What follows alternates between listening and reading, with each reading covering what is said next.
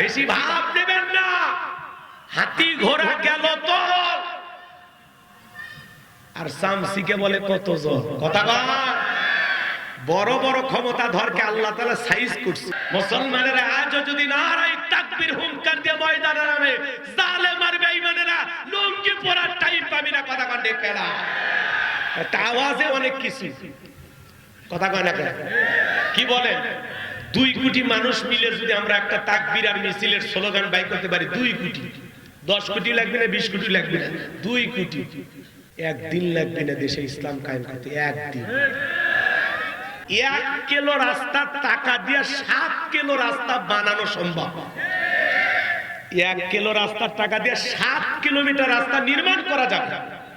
তাহলে চিন্তা করেন কত বরাদ্দ হয় আর সেখান থেকে কি পরিমাণে দুর্নীতি হয়। চলেন না বাজান, সামনের দিকে যাই। মন খারাপ করছেন, তাহলে দোয়া দিয়া চুরি বন্ধ হবে না। চুরি বন্ধ করতে হলে লাগবে শক্ত আইন, কথা ক্লিয়ার? এইবার চলেন না বাজান। জিবরাইল এসে বলে, নবী গো দোয়া কবুল হবে না, আপনি হাত নামায় নেন। নবী তখন হাত নামায় ফেললেন। জিবরাইল বলে, নবী সাহাবীদের মধ্যে ঘোষণা করেন, আপনার সাহাবীদের মধ্যে এমন কেউ কি আছে যে মক্কার মহাবীর আমরের মোকাবেলা করবে? নবী তখন ডেকে বলেন, আমার সাহাবীরা, তোমাদের মধ্যে এমন কেউ কি আছো যে মক্কার মহাবীর আমরের মোকাবেলা করবা? নবীর কোন সাহাবী দাঁড়ায় না, হযরত আলী দাঁড়িয়ে গেলেন। বলুন আল্লাহু আকবার। নবী তখন ডেকে বলে, আলী রে, তুমি কে জানো? ওই মক্কার মহাবীর আমার একবেলা খাবার খাই 21 কেজি 3.5 মণ ওজনের তরবারি যুদ্ধ করে, এত বড় বীরের সামনে তুমি কেমনে যাইবা? বসে পড়ো। হযরত আলী বসে বললেন।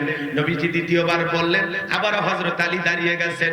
নবীজি তৃতীয়বার বললেন, আবার হযরত আলী দাঁড়িয়ে গেলেন। নবী তখন 2টা হাত বাড়ায় বলে, আলী রে, আয় আয় আমার বুকের ভিতরে আয়, এত বড় বীরের সামনে যাইতে চাস, তোর জানে কি একটু মায়া দয়া লাগে না? হযরত আলী ডেকে বলে, নবী গো, আপনি শুধু আমাকে দোয়া করে ছেড়ে দেন, ওই মক্কার মহাবীর আমর আপনার চেহারা দেখার আগে ওরে আমি জমিন থেকে বিদায় করে দেব। বলেন আল্লাহু আকবার।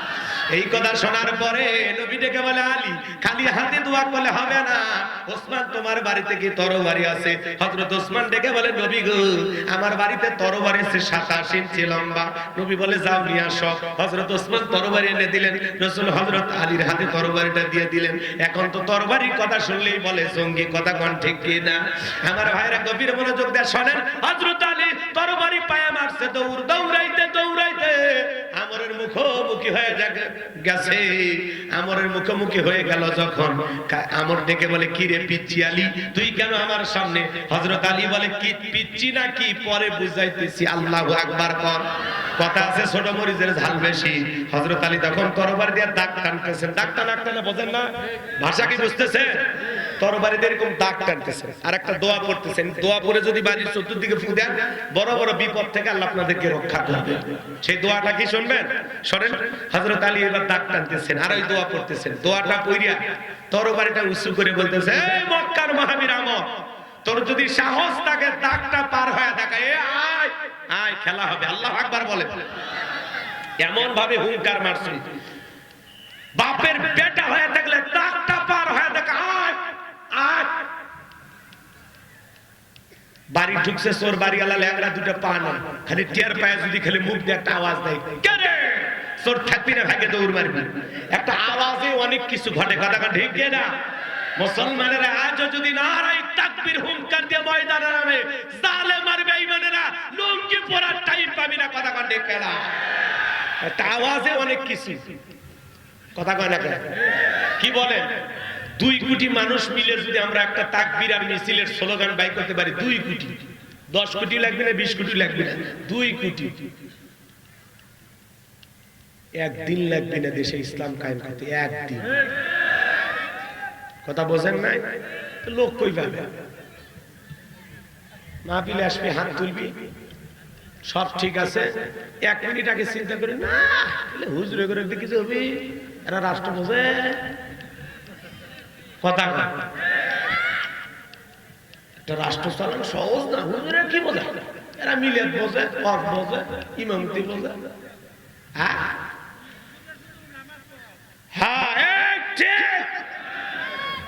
খালি হুজুর আল্লাহ নামাজ পড়ানোর জন্য দুনিয়াতে পাঠাছে, আর কিচ্ছু বোঝে।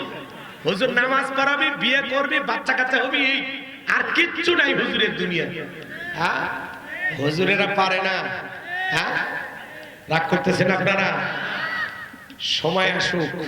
বাংলাদেশের আমাদের এক ভাই বক্তা মাওলানা হেদায়েতুল্লাহ আজাদী, বরিশালের একটা ইউনিয়নের চেয়ারম্যান, উনি বলতেছে বাংলাদেশের রাস্তায় যে পরিমাণে বরাদ্দ দেওয়া হয়, 1 কিলো রাস্তার টাকা দিয়ে 7 কিলো রাস্তা বানানো সম্ভব। 1 কিলো রাস্তার টাকা দিয়ে 7 কিলোমিটার রাস্তা নির্মাণ করা যাবে। তাহলে চিন্তা করেন কত বরাদ্দ হয় আর সেখান থেকে কি পরিমাণে দুর্নীতি হয়। তাহলে আলেম ছাড়া তো এই তথ্য আজ পর্যন্ত আপনার কেউ দেয়নি। তার মানে কি বুঝলেন? সৎ মানুষের দরকার আছে না নাই? উনি বলতেছে আমার কাছে যে বরাদ্দ আসে 1 কিলোমিটার, এটাতে আমি বিভিন্ন জায়গার বেশি করে বানিয়ে দিই। আল্লাহু আকবার কম। এরকম দরকার আছে বাজার। সময় কম, ওই জন্য বেশি বিস্তারিত বলতে পারতেছি না, আকার ইঙ্গিতে অনেক কথা বলতেছি, বুঝে নেন। তাহলে আমাদের কণ্ঠে আওয়াজ থাকার দরকার আছে না নাই? হযরত আলী এবার বলতেছে বাপের বেটা হয়ে থাকলে দাগটা পার হয় দেখ। আয় আয়, হযরত আলী আর আমার বাজা বাজা ভাব, পুরো ঘটনাটাই বলবো, শুনবেন শুনবেন। কারা কারা একটু হাত তুলে দেখান তো দেখি। লাগে তাকবীর।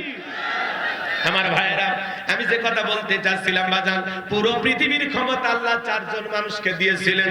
সংক্ষিপ্ত করে একটু বলে দিয়া যায়, এদের মধ্যে 2 জন ঈমানদার, একজনের নাম হলো নবী সুলাইমান, যাকে আল্লাহ রাব্বুল আলামিন পুরো পৃথিবীর বাদশাহী দান করেছিলেন। আল্লাহু আকবার বলেন। এ বাজান গো আমার, আল্লাহর নবী সুলাইমান আলাইহিস সালামকে আল্লাহ তাআলা এমন ক্ষমতা দান করেছিলেন, পিপিলিকার ভাষা পর্যন্ত বুঝতেন, আকাশে উড়ে যাওয়া পাখির কথা বুঝতেন, জঙ্গলের পশু প্রাণীর ভাষা বুঝতেন। সুবহানাল্লাহ। মানব দানব জিন ইনসান সকলে তার হুকুম মানতে বাধ্য ছিল। বলেন আল্লাহু আকবার। আল্লাহ তাআলা তাকে একটা তক্তের সিংহাসন দান করেছিলেন। পয়গম্বর এটাতে উঠে যখন সফর করতেন, বাতাসের সাহায্যে যেখানে ইচ্ছা সেখানে ওড়ায় নিয়ে যাইতো। বলেন না আল্লাহু আকবার। এখন জাহাজ গাড়ি হাওয়ায় চলে, ও গো কলেরই বিধান, একদিন বিনা কলে হাওয়ায় চলতো নবী সুলাইমান, মোরা সেই মুসলমান। ওইদিকে বলার সুযোগ নাই। তাহলে 1 নাম্বার নবী সুলাইমান, 2 নাম্বার হলো বাদশা জুলকারনাইন, যাকে আল্লাহ তাআলা পুরো পৃথিবীর বাদশাহী দান করেছিলেন। এই পৃথিবীর জমিনে 1 নয় 2 নয়, বাদশা জুলকারনাইনকে আল্লাহ তাআলা 1600 বছর হায়াত দান করেছিলেন। বলুন সুবহানাল্লাহ। আপনার আমার বাপ দাদা 14 পুরুষের হায়াত এক জায়গায় করলে হবে নি 1600 বছর? কথা কন না কে? এই পৃথিবীতে সূর্য উদয় হইতে সূর্য অস্তগামী পর্যন্ত, পূর্ব থেকে পশ্চিম পর্যন্ত পুরোটা পৃথিবীর ক্ষমতা আল্লাহ তাআলা বাদশা জুলকারনাইনকে দিয়েছিলেন। ইয়াজুজ মাজুজের একটা ঘটনা শুনেছিলেন আপনারা। তাদের সামনে যে একটা বিশাল প্রাচীর নির্মাণ করে দিয়েছিল যেই বাদশা, সেই বাদশার নাম বাদশা জুলকারনাইন। এই বাদশা জুলকারনাইনের কিছু ঐতিহাসিক সফর আছে, যে ঘটনাগুলো বললে সারা রাত চলে যাবে, আলোচনা শেষ হবে না বাজান গো আমার। আল্লাহ তাআলা তাকে পৃথিবী ভ্রমণের জন্য একটা ঘোড়া দিয়েছিলেন। এই ঘোড়ায় চড়ে যখন চাবুক মারতেন, এক এক কদমে ঘোড়া হাজার হাজার মাইল রাস্তা পাড়ি দিত। বলেন আল্লাহু আকবার। এক কদমে হাজার হাজার মাইল, এক কদম, এক কদম। আল্লাহু আকবার বলবেন না আমার ভাইয়েরা? সেই বাদশা জুলকারনাইনকে আল্লাহ তাআলা পুরো পৃথিবীর রাজত্ব দান করেছিলেন। তাহলে এরা হলো 2 জন ঈমানদার, একজন নবী সুলাইমান আর একজন বাদশা জুলকারনাইন। আর 2 জন কাফেরকে আল্লাহ তাআলা পুরো পৃথিবীর বাদশাহী দান করেছিলেন। এদের মধ্যে একজন জালেম বাদশা, যার নাম বাদশা বখতেনাসর। ওই জামান আল্লাহ তাআলা তার একজন পয়গম্বর পাঠিয়েছিলেন, যেই পয়গম্বরের নাম হলো দানিয়েল। আল্লাহর নবী দানিয়েল সাল্লাম তার কওমের মানুষদেরকে সুন্দর করে ডেকে বলেন, ইয়া বানি ইসরাঈল আযকুরু নি'মাতিয়াল্লাতী আন'আমতু আলাইকুম ওয়া আন্নী ফাদ্দালতুকুম আলাল আলামিন। আল্লাহ নবী দানিয়েল সালাম ডেকে বলেন, ও আমার কওমের মানুষেরা, ও আমার জাতির মানুষেরা, আল্লাহ রাব্বুল আলামিন তোমাদেরকে দাসত্ব আর গোলামীর জীবন থেকে স্বাধীন করেছেন, মুক্ত করে দিয়েছেন। তোমাদের বাপ দাদা কৃতদাস ছিল, গোলাম ছিল, সেখান থেকে আল্লাহ তাআলা তোমাদের অনেক নিয়ামত দান করেছেন। তোমরা এখন স্বাধীন, তোমরা এখন মুক্ত। এখনো সময় আছে, আল্লাহর সেই নিয়ামতের প্রশংসা আদায় করো, কৃতজ্ঞতা আদায় করো।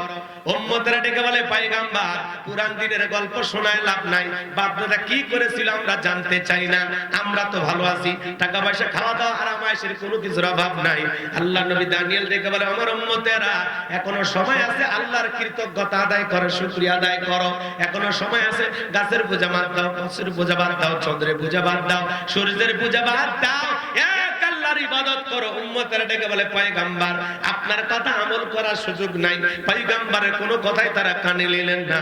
পয়গম্বর দিনে দাওয়াত দেয়, রাতে দাওয়াত দেয়, সকালে দাওয়াত দেয়, কোনো মতেই যখন তারা দাওয়াত গ্রহণ করলেন না, বনি ইসরাইল উম্মতের জাতিরা ছিল একটু ঠেটা টাইপের, খুব চালাক এবং ঠেটা ঠেটা ঠেটা বোঝেন, ঘাড় বেঁকা করে একদিক ছিল। পয়গম্বরকে দেখে ওরা বেঁকা হয়ে চলে যায়, নবী এলে বাদ দেন তো, আপনার পেশার শোনার সময় কথা বলছেন। মানে স্লিপ পাঠাচ্ছে, হুজুর আগে আসতে বলে। আচ্ছা কি দরকার, আমি তো দেখি সব ঠিকই আছে। হ্যাঁ, এই স্লিপ দেওয়ার কোনো দরকার আছে? অপ্রয়োজনীয় না। এটা আবার না দেখলে কবি হুজুরের অহংকার। কতক্ষণ আগে স্লিপ দিয়েছে, একটু আগাইতে বলছি, বলে না। ফাঁকা আছে না মাঝে মাঝে, এই সাইডে ফাঁকা আছে দেখেন তো, অনেক জায়গায় তো। আর যে সুন্দর ঘাস, কি কয় যুবক, এত সুন্দর ঘাস খালি একটা বান্ধবী পাইলে হয়, গল্পে সারা রাত কেটে যাবে। কি কয়? হ্যাঁ, স্কুলের বারান্দায় বসে শুনতেছেন, আলহামদুলিল্লাহ। কষ্ট হচ্ছে আপনাদের, যে যেখানে পারেন শোনে। কয়েকটা মিনিট আছে এলোমেলো করার কোনো সুযোগ। আর শেষের আয়াত বুঝানোর জন্য 10-15 মিনিট দেবেন, নড়াচড়া করবেন। আমি আসি, আমি মুনাজাত না দেওয়া পর্যন্ত উঠবেন না, একটু সহি নিয়তে বসে, তারপরে বুঝবেন যে ওয়াজ কি হইলো না হইলো সেটা পরে। লিল্লাহি তাকবীর। আল্লাহ নবী দানিয়েল সালাম দাওয়াত দিতে দিতে ক্লান্ত হলেন। তাদেরকে ডেকে বলে, আমার উম্মতরা শোনো, যারা হয় খোদাদ্রোহী, এই জমিনে যারা অহংকার করে, আল্লাহ তাদের উপরে দুই ধরনের আযাব আর গজব পাঠায়। এক নাম্বার হলো আসমান আর জমিনের গজব দিয়ে আল্লাহ হয় তাদেরকে ধ্বংস করে দেয়, আর না হয় তাদের ভাগ্যে জালেম শাসক পাঠায় দেয়। দেশের জনগণ হবে যেমন, নেতাও হবে তেমন। এই পয়েন্টটা বোঝানোর জন্য এই জায়গায় আসা। কষ্ট হচ্ছে আপনাদের? জনগণ ঠিক, নেতা ঠিক। আপনি 1 নাম্বার, নেতা 1 নাম্বার। আপনি 2 নাম্বার, নেতা হবে 6 নাম্বার। আপনি যদি সিটারি বাটপারি করেন, আপনার নেতা হবে আন্তর্জাতিক সিটার। কথা বোঝেন? বোঝেন? মন খারাপ করবেন না। গাছের গোড়া ঠিক, মাথা ঠিক। আপনি সৎ মানুষ, আপনার সমাজের নেতাও সৎ। ভালো মানুষ ভালো মানুষকে চেনে। কথা কন না ভাই? ওই কথা আছে, সৎসঙ্গে স্বর্গদ্বার, সৎসঙ্গে স্বর্গবাস, আর অসৎসঙ্গে সর্বনাশ। নামাজির সাথে ওটা বসা বলে আপনি নামাজি হবেন, বেনামাজির সাথে ওটা বসা বলে আপনি বেনামাজি হবেন, দালালের সাথে উঠলে আপনি দালালি শিখবেন, সুদখোরের সাথে ঘুরলে আপনি কয়েকদিন পর সুদের ব্যবসা চালু করবেন। কথা বোঝেন না? সঙ্গ দোষে মানুষ নষ্ট হয়, ভালো হয়। ভালো মানুষের সাথে ওটা বসা বলে আপনি ভালো হবেন। এক ধনী বেচারা খুবই অসুস্থ, সারা দেশ খোঁজে, রক্ত পায় না। এক কৃপণের সাথে ব্লাডের গ্রুপ মিলে গেছে, রক্তের গ্রুপ মিলছে। কৃপণকে বলতেছে, ভাই ধনীকে বাঁচানোর জন্য 3 ব্যাগ রক্ত দেওয়া লাগবে। কৃপণ বলে, আমি ঠিক মতো ভাতই খাই না, আমি রক্ত দেওয়ার মানুষ। তারপরে যেহেতু ধনিক বাঁচা লাগে, জোর করে ধরে নিয়ে যায় হাসপাতালে। 3 ব্যাগ রক্ত নিছে, নিয়ে কৃপণের হাতে একটা চেক লিখে দিছে। কৃপণ বলতেছে, ভাই এটা কি? কয় 3 লাখ টাকার চেক। কয় আরো 3 ব্যাগ নেন। বলতেছেন, আপাতত লাগবে না, যখন লাগবে তোরে খবর দেওয়া হবে। কথা কি বুঝতে পারতেছেন? কিছুদিন পরে, কয়েক মাস পর আবারও ধনী বেচারা রক্তের প্রয়োজন হলো। কৃপণকে ফোন করা হলো, ভাই রক্ত লাগবে। কয় কোন হাসপাতাল? কালীগঞ্জের শেফালি হসপিটাল। কয় আপনি থাকেন, আমি আসতেছি। রোগী আসার আগে কৃপণ বেডে শুয়ে রক্ত দেওয়া শেষ। এইবার ধনী বেচারা মাত্র দিয়েছে 10 টাকা, 2 টাকার নোট, 3টা সেরা, আর 2টা কোনো মতে মাজা সোজা করে দাঁড়িয়ে আছে। কৃপণ বলতেছে, ভাই এটা কি দিলেন? কয় 10 টাকা। কয় আগে রক্ত দিলেন 3 লাখ টাকা দিলেন, আর এইবার রক্ত দিলাম মাত্র 10 টাকা দিলেন, কারণটা কি? ভাই আমার কোনো সমস্যা? হচ্ছে না, তোর কোনো সমস্যা নাই। আগে আমি ধনী ছিলাম, মনটা বড় ছিল, তুই কৃপণ, তোর রক্তে ভেজাল। যেদিন থেকে তোর রক্ত আমার শরীরের ভিতরে ঢুকছে, সেদিন থেকে আমি নিজেও কৃপণ হয়ে গেছি। কথা কি বুঝতে পারছেন? এজন্য বাজার সঙ্গ দোষে মানুষ নষ্ট হয়ে যায়। ভালো মানুষের সাথে ওটা ভাষা বলে আপনি ভালো হবেন। আপনি যদি জনগণ হিসাবে ভালো না হন, আপনার সমাজে কখনো ভালো নেতা আশা করা যাবে না। আপনাকে আগে ভালো হওয়া লাগবে। আমরা কি ভালো মানুষ হতে রাজি আছি? রাজি আছি তো ইনশাআল্লাহ? চলেন না বাজান সামনের দিকে যাই। এইবার বাজান আল্লাহ রাব্বুল আলামিন কিছুদিন পরে ওই বনি ইসরাইল উম্মতের উপরে জালেম বাদশা বখতে নাসরকে চাপায়া দিল। নবীর কথা তারা ঘৃণা করে প্রত্যাখ্যান করেছিল। তখন আল্লাহ তাদের ভাগ্যে জালেম শাসক বখতে নাসরকে পাঠায়া দিল। বাদশা বখতে নাসর ক্ষমতার চেয়ারে বসার পরে হাজার হাজার মানুষকে গ্রেফতার করতে লাগলেন। শুধু তাই নয়, আল্লাহর নবী দানিয়েল আলাইহিস সালাম সহ তার ৭০,০০০ উম্মতকে জেলখানায় বন্দী করলো। আল্লাহর নবী দানিয়েল জেলখানায় যাওয়ার পরে উম্মতদেরকে ডেকে বলে, কি ব্যাপার, কই গেল তোমাদের সুখে থাকার দিন, কই গেল আনন্দ আরামে আয়েশের দিন, কই গেল তোমাদের টাকা পয়সার অহংকার, কই গেল তোমাদের ভালো থাকার দিন? এই দিনের ভয় তো আমি তোমাদেরকে দেখাইতেছিলাম। উম্মতরা ডেকে বলে, পয়গম্বর কথা দিলাম আজ থেকে আর মাছের পূজা করব না, চন্দ্রের পূজা করব না, এক আল্লাহর ইবাদত করব। পয়গম্বর আপনি যা বলবেন আমরা তাই শুনবো। আপনার কথা যা দিবালোকের মতো সত্য হবে এটা আমরা এত তাড়াতাড়ি বুঝতে পারি নাই। উম্মতরা যখন বলে, পয়গম্বর আমরা তওবা করে ফিরে আসতে চাই, আল্লাহ নবী দানিয়েল দেখে বলে, শোনো, রাত যখন 12টা পার হয়ে যাবে, গভীর নিশীথে আমি যখন আল্লাহ বলে ডাক দেব, আমার সঙ্গে তোমরা সবাই ঘুম থেকে জাগ্রত হইয়া আল্লাহ বলে ডাক দিবা। একমাত্র আল্লাহই পারে জালেমের জেলখানা থেকে মুক্ত করার ব্যবস্থা করে দিতে। এইবার সবাইকে নিয়ে গভীর নিশীথে আল্লাহর পয়গম্বর যখন আল্লাহ বলে ডাক দিয়েছেন, পয়গম্বরের ৭০,০০০ উম্মত ঘুম থেকে জাগ্রত হয়ে আল্লাহ বলে ডাক দিয়েছেন। সবাইকে নিয়ে সিজদায় লুটিয়ে পড়লেন, কাকুতি মিনতি সহকারে দোয়া করতে লাগলেন। আল্লাহর কাছে কান্নাকাটি করতে করতে বলে দিলেন, আল্লাহ আমার উম্মতেরা ভুল করেছে, অন্যায় করেছে, আপনি আমার উম্মতদেরকে মাফ করে দেন। এখন থেকে তারা একমাত্র আপনার ইবাদত করবে। সুন্দর করে পয়গম্বর যখন উম্মতের পক্ষ নিয়ে কাঁদতে লাগলেন, আল্লাহ দোয়া কবুল করলেন। ডেকে বলে, পয়গম্বর আর চোখের পানি ফেলতে হবে না, আমি আল্লাহ রব্বুল আলামিন তোমাদের দোয়াকে কবুল করে নিলাম, আর অচিরেই বাদশা বখতে নাসরের জেলখানা থেকে মুক্ত করার ব্যবস্থা করে দেব। বলেন আল্লাহু আকবার। ওই রাত্রিতে আল্লাহ বাদশা বখতে নাসরকে এমন একটা ভয়ঙ্কর স্বপ্ন দেখা দিয়েছে বাজান। স্বপ্ন থেকে বাদশা চিৎকারে মেরে উঠছে। আশেপাশে সিকিউরিটি কর্মী, নেতা কর্মী যারা দায়িত্ব পালন করে দৌড় আসছে। বলে, নেতা এত জোরে চিৎকার মারলেন, ব্যাপারটা কি? বলে, আমি এমন একটা ভয়ঙ্কর স্বপ্ন দেখেছি, এই স্বপ্নের ব্যাখ্যা না জানা পর্যন্ত আমি আর ঘুমাইতে পারবো না। যাও যাও তাড়াতাড়ি করে রাজ্যের ভিতরে যত স্বপ্নের তাবির কারো কাছে ব্যাখ্যা বলতে পারে ওদেরকে আমার দরবারে নিয়ে আসো। তাই করা হলো। পরের দিন সকালবেলা হাজার হাজার লোক বাদশার দরবারে চলে আসছে যারা স্বপ্নের ব্যাখ্যা বলতে পারে। বাদশা যখন স্বপ্নের কথা বলতে যাবে, ওই মুহূর্তে আল্লাহ রাব্বুল আলামিন বাদশা বখতে নাসরের মাথার মেমরিতে থাকা সমস্ত স্বপ্নের কথাগুলো নিয়ে যায় আল্লাহ নবী দানিয়েল আলাইহিস সালামের মাথার মেমরিতে সেভ করে দিলেন। বলুন আল্লাহু আকবার। এই কলিজার টুকরা যুবকেরা, একটা মোবাইলে যা আছে শেয়ারের মাধ্যমে আর একটা মোবাইলে পার করা সম্ভব কিনা?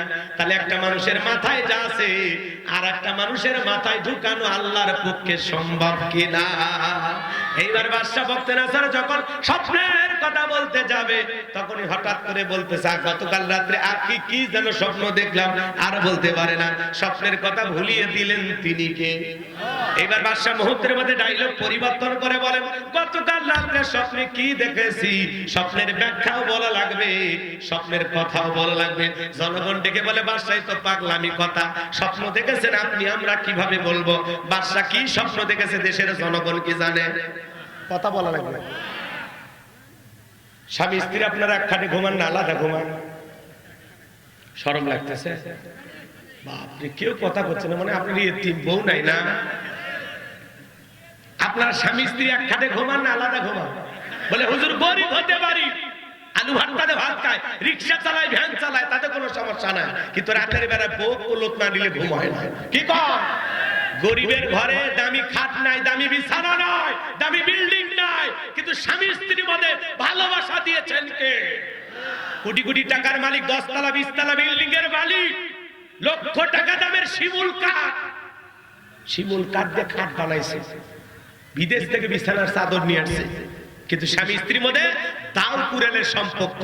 স্বামী আলাদা রুমে, ও আলাদা রুমে, মহাব্বত ভালোবাসা মরিয়ে গেছে। আর গরিবের ঘরে টিনের বেড়ালা ঘর, মাটির বেড়ালা ঘর, কিন্তু দুইজন লাইলি মজবুত। কথা কর না কে? হুজুর গরিব হতে পারে কিন্তু বউ ভালোবাসে, কি সত্য না? ধনীর টাকাও বেশি, ভেজাল বেশি, বউতে থাইল্যান্ডে চলে যায়। কথা কয় না, কথা কয় না। বেশি কথা কওয়া হবে, হুজুর মানুষটা এত নিচে নামলে আবার সমস্যা। কষ্ট হচ্ছে আপনাদের যে হুজুর গরিব হতে পারে কিন্তু ইজ্জত আছে, সম্মান আছে, নম্র